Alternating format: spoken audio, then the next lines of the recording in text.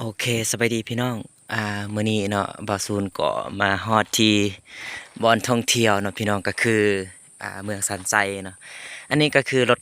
ถังเนาะสมัยตะกี้เนาะแบบตอนสงครามอะนะอันนี้ก็เป็นประวัติเนาะที่เขาเฮ็ดก็งามเนาะพี่น้อง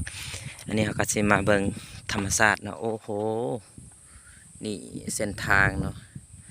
ก่อนที่เฮาสิมาฮอดนี่ก็ใช้เวลาประมาณ30ปลายลักเนาะก็ปรีมาฮอดนี่สิพาพี่น้องไปเบิ่งว่าข้างในมันสิเป็นอันใดมันยังขับได้อยู่ นี่ก็คือรถถังเนาะนี่ก็คือรถถังโอ้ตอนสมัยสงครามเนาะนี่มันก็เพแล้วเนาะเดี๋ยวบ่าวสนสิพาไปเบิ่งว่ามันสิเป็นแนวใดเนาะว่าข้างในสิขึ้นได้บ่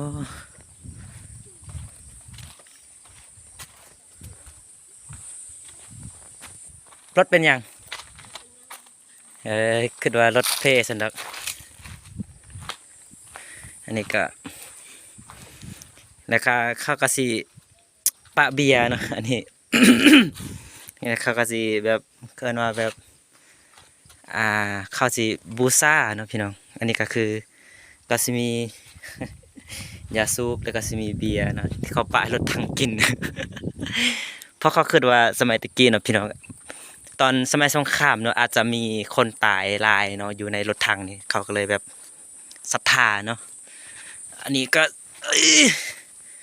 บาซูนก็สิพาขึ้นเนาะก็สิพาขึ้นเบิ่งมันเป็นอะไรอู้เพเบิดเลยพี่น้องอันนี้ก็สิให้เบิ่ง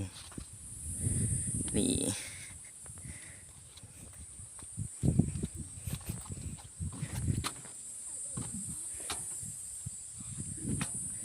มันสิเป็นแบบนี้เนาะนี่อันนี้ก็คือเป็นเหลาเนาะเป็นเหลาที่เขายิงนี่มันเดี๋ยวนี้มันใส่บ่ได้เลยอยู่พูนพี่น้องอยู่พูนก็สิเป็นเขื่อนเนาะอยู่พูนก็สิเป็นเขื่อนแล้วก็อันนี้ก็สิเป็นภูผาป่าดงเนาะ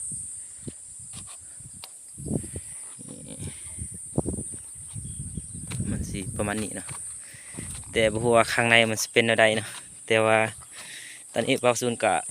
บ่กล้าสิเข้าเนาะ ยานมันมีผีหลอก เบิ่งข้างในพุ่นโอ้บ่เห็นหยังเนาะพี่น้องมันก็สิบ่มีหยังโอ้มันก็มีกระปุกกระป๋องไอ้อันพวกนี้แหละอันนี้ก็คือรถถังเนาะ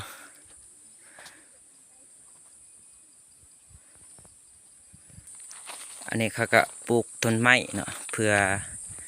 เวลาเฮ็ดโฮมให้มันโฮมเนาะนี่กำลังปลูกสิพากันไปใส่ฮะไปน้ำงอนพุ่นซื้อรถใหม่บ่น้ำงอนโอเคเนาะอันนี้ก็พี่น้องเขาสิเมื่อทางน้ำงอนเนาะพี่น้องก็ใส่เวลาโดนเติบเนาะทางน้ำงอนก็ประมาณหลายกิโลเนาะอันนี้บอซูนก็มาพาพี่น้องเบิ่งเนาะถ้าว่าผู้ใดที่สนใจอยากมาเบิ่งก็สามารถมาได้เนาะที่นี่ก็คืออยู่ที่เมืองซันไซเนาะเขตเจริญไซเนาะก็ถ้าว่าพี่น้องผู้ใดที่เคยไปอาจจะหูเนาะแล้วก็อาจจะไปเบิ่งเมื่อหน้าบอซูนสิพาพี่น้องไปเบิ่งอีกว่า